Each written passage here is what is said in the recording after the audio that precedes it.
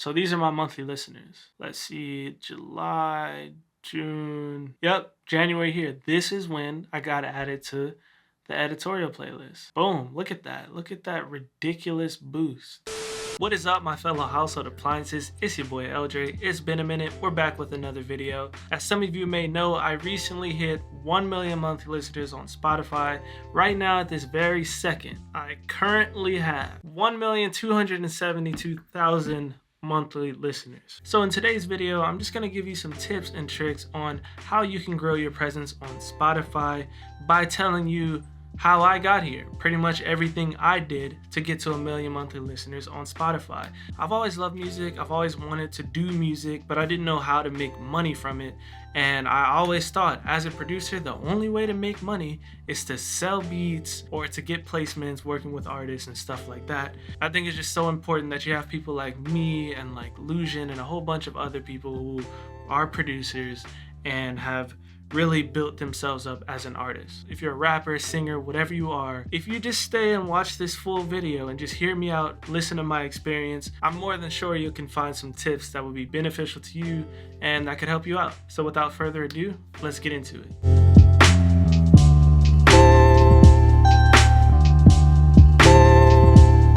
So first things first, if you just so happen to be new to the channel watching this, my name is L.Dre.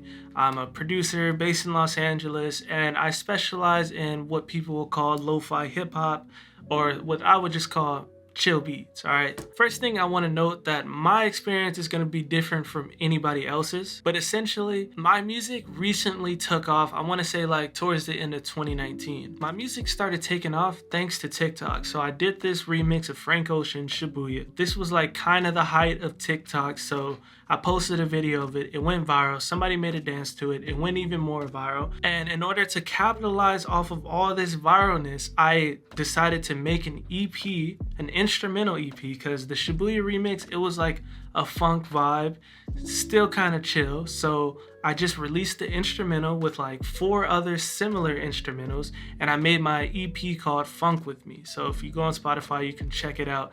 That was my first EP that actually did well. I put it up on Spotify. It got like 30,000 plays in the first day, which was like mind-blowing. But that was all thanks to TikTok. So that's what really got the ball rolling. At that time, I had a few thousand monthly listeners, and then blink of an eye, all of a sudden I had 100,000 monthly listeners, and then eventually 200,000 monthly listeners, all because of that song and EP. But what some people may not know is I already had a solid foundation before then. So I was on Instagram making videos and me making beats almost every day for like 2 years straight. And that is how I initially started building a following back when Instagram was like kind of easy to actually get a lot of views and stuff like that. Now, it's not the same. So when that song went viral, I already had a few songs out. I already had an Instagram page full of videos. I had a YouTube channel with a couple of videos.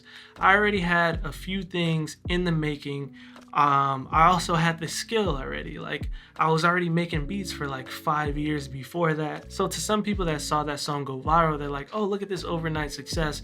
Nah, bro. Several years of working hard before any of that happened. But the key thing I want to let you know is when it did happen, I was ready. Not many people who make remixes, they don't really think to put the instrumental up, because obviously the instrumental's not going to get as many plays and views as the remix. The remix has like 11 million views on YouTube, and the instrumental on Spotify has like maybe 2 or 3 million or something like that. But the thing is, since it's my instrumental, 100% original, I was able to make money from the instrumental, while the remix made me zero, nothing, but it got me exposure. And it worked for me because I sort of knew what to do when I went viral. Like, the thing is, a lot of people don't have any foundation. They don't know what to do when out of nowhere they're getting so much success, and they kind of fumble the bag. Obviously, when that happened, I was like, damn, I hope I'm not a one-hit wonder. I hope I can keep this momentum going. So I decided to just keep working. I put out a few other remixes right after that. They all did well, and then it started fizzing out. The trend started going down. A lot of my videos started doing not as well, but I was like, who cares? I'm gonna just keep doing me.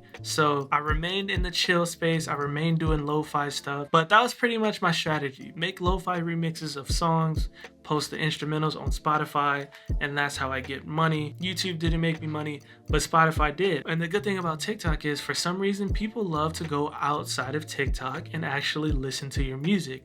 Like I said, I was grinding on Instagram for several years before TikTok was a thing, and that only led me to like a few thousand monthly listeners because nobody wanted to swipe up. Nobody wanted to go and click the link to listen to my music. So it is what it is. So thanks to TikTok, I just got so inspired to do like different types of content. So then I started remixing like my favorite TV shows, my favorite movies, and doing little flips on that. And eventually I did the Married Life thing where I went to Disneyland, sampled sounds from Disneyland, posted up a video. It didn't do crazy on TikTok, but on Twitter, it exploded. 3 million views over the first couple days. Complex posted it, Rap Genius posted it. It went crazy. So over time, I just kind of started developing a pattern with this. I would just keep coming up with ideas, keep coming up with songs, and I just stayed consistent with it. And then every now and then, something went viral. I can't sit here and say that literally once I blew up, everything turned to gold, because there was several flops in between all the gems, like Dear Qatar, Gravity Falls, Mortified. Like those are my hits, you know what I'm saying? But in between those, a bunch of songs that never really saw the light of day, but it all accumulates because once I have this huge library of sounds, people are gonna go, they like that song, and then they're gonna go and look at my other stuff. At the end of the day, I've built up all of these strong foundations on these different social media platforms to all come together to support one thing. Me, all right? Here's the other thing you don't really think about until you're reaching this level. As I'm building up everything on these social media platforms and my songs are going viral, this and that, Spotify and the Spotify algorithm is actually starting to go to work for me as well. So in a quick second, I'm going to take you into the back end of my Spotify for Artists account to show you some of these numbers, be super transparent with you, so you can really have some insight, because I don't see a lot of big artists doing stuff like this. A lot of people kind of are secretive about their stats and stuff like that, but I don't really care.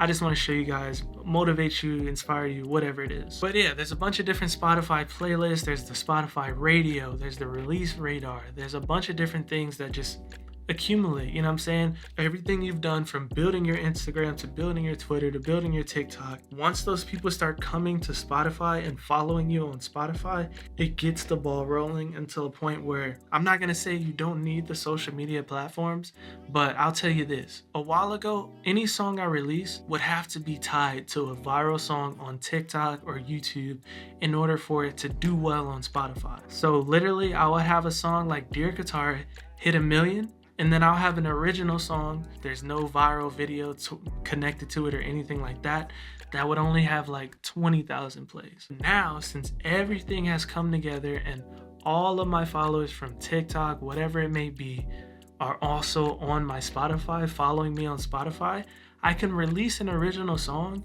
not post it on any other platform. Nobody will even know about it outside of Spotify, and it'll still do decent. Like, it'll still get at least 50k streams in the first month, which is nothing compared to the 10 million I have on Steven Universe, but it's still something, because literally I can make a beat in 30 minutes, release it 2 weeks from now, and 3 months from then I'll make a few $100s. You know what I'm saying? That's just how it is at this point. Let's say one song makes me $100 in a month. How many songs a month do I need to drop in order to make $1,000? Just 10 songs. So if I'm dropping 10 songs a month, that's $1,000 a month. That's like half what I was making at my 9 to 5. Back in my 9 to 5, I was making like $1,800 a month. That's like sick, bro. Like, just from making chill beats, like, it's amazing. So enough ranting, let me just show you some of these stats and some of the things that really catapulted my career to take me to the level I am today.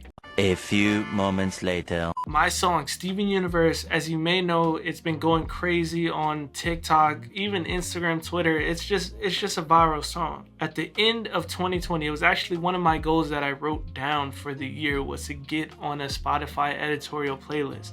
And it seemed like it wasn't gonna happen, but literally the last week of December, I was added until, here it is, challenge. I was on this challenge playlist right here. I've never heard of this playlist ever. The language, I don't know, is that French or something like that? It was probably the most random playlist that I could be put in at the time. So I was very confused, but also very happy. But at the end of the day, more and more playlists started picking me up, and then eventually I hit the viral hits playlist.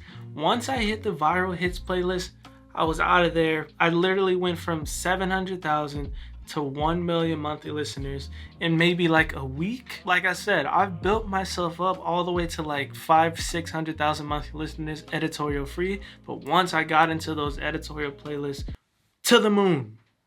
But yeah, so let's just take a look at these stats, because I mean, a lot of it is mind blowing. Let's change it to since 2015. So this is what I wanted to really show you. Since 2015, so whatever, the beginning of time of me releasing. Radio by Spotify. These are the most important things right here, these algorithmic playlists. This is what you need to get in. This is what you really need to be focusing, whatever strategy you want to come up with. Radio alone has gotten me 4.5 million streams, okay? My daily mix, 500,000 streams. Discover Weekly, you see it. Release Radar, there's more. I mean, top songs of 2020, all these other algorithmic playlists. Just in the last 28 days, I've got nearly 1 million streams just from Spotify radio. Now let's compare that to, let's say, Viral Hits. Viral Hits is one of the biggest playlists on Spotify. It has like 1.5 million followers on it. And in the last 28 days, I've gotten 475 million streams. And radio, 845,000 streams. So as you can see, that's almost double with this huge playlist is getting me. So that's just something I just want you to know. Like, it's not all about editorial playlists. You just need to get your fans from Instagram, TikTok, Twitter, whatever platforms, Twitch, whatever you're on, you need to get your fans into Spotify so you can get into the algorithm. So these are my monthly listeners. Yep, January here. This is when I got added to the editorial playlist. Boom, look at that. Look at that ridiculous boost. Streams, same thing. Obviously the streams coincide with the listeners. Followers, not a crazy boost because my followers have just been gradually increasing anyway. And if you notice, a lot of producers, lo-fi producers that are in all these big playlists, they don't have a lot of followers. That's just playlist stuff. But most of my followers are actually coming from my other platforms. And just to show you guys, just for transparency, like as you can see, here's all my top songs. All my top songs, these have all gone viral. So that's just how it is. Now let's go to releases. These are like my regular songs. So I put this song out about a month ago. It got 60,000 streams. Not the best ever, but that's still decent. Like, that's a month. So within like the next month, it's gonna hit 100K, and that's like $100 or something like that. Not every song I drop has 1 million. I feel like people think that, because I used to think that myself. I'll look at people, their top 5 songs on Spotify are all like 5 million, 10 million, 3 million, whatever it may be. But when they just drop a song, it's not happening, all right? Like, it's usually the hits that are on the top page of Spotify, not like the regular everyday song like Voyager. I love this song. I put a lot of effort into that beat. 100K. Is that a lot? No. But is that enough for me? Yes. And at the end of the day, it's all of these songs. It's not just one, it's not just two. All of my songs are getting streams and producing money. It doesn't matter how small the streams are, all together, compound, it's how I'm making a living. But yeah, I mean, that's it. Those are the stats for you. That's everything. This is exactly how I got to where I am. I hope that was clear. But for the most part, it was just being consistent, staying true to myself, and making sure whenever anything goes a smidge of viral, because these days you can go viral easy, all right? If you're on TikTok, there's a really good chance that you can go viral at any time. So just make sure you're ready. Make sure you're ready to capitalize on it. Be smart about it. Make sure you're getting people to go where the money is, all right? Not saying that Spotify streams isn't the only way I make money. I do YouTube as well. I do brand deals and stuff like that. But you just need to make sure the things that are important to you, that's where you're telling your people to go. My Spotify is my #1 priority, so I'm not always saying, oh, check out my Spotify. Oh, also check out my YouTube. Oh, also check out my Instagram. I'm telling them every single time, I'm saying Spotify, Spotify, Spotify. Check out my Spotify, my Spotify. That's it. That's all I care about. And that's all I really want people to go to. So that's it. That's all I want to say. Sorry if this was long. Sorry if I was rambling. But if you did find anything useful from this video, hit that thumbs up, hit that subscribe button if you haven't already. Check out my Spotify, obviously. Please let me know in the comments what part of this video was the most important for you, or inspired you the most, or you learned something the most. Thanks for watching. I'm a table. Don't let anybody tell you what you can or cannot be. Without further ado, let's just end this video right now. Stay positive, stay healthy. L.Dre out.